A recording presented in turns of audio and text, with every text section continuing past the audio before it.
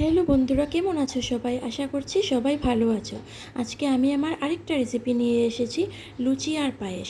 প্রথমে একটু ময়দা নিয়ে নিলাম, তারপর একটু চিনি দিলাম আর একটু গরম তেল দিলাম, দিয়ে উষ্ণ একটু জল দিয়ে মাখিয়ে নিলাম।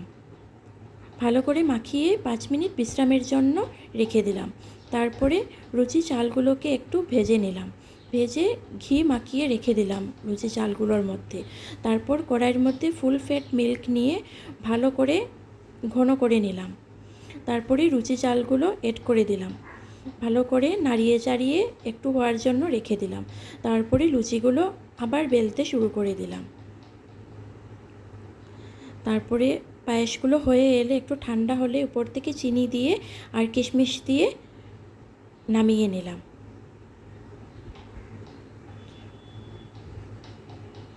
লুচিগুলো একটা একটা করে আবারও বেলে নিলাম।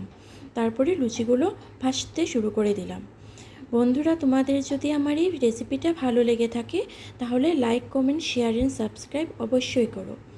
দেখো বন্ধুরা, লুচিগুলো কি সুন্দর ফুলকো ফুলকো হয়ে আছে।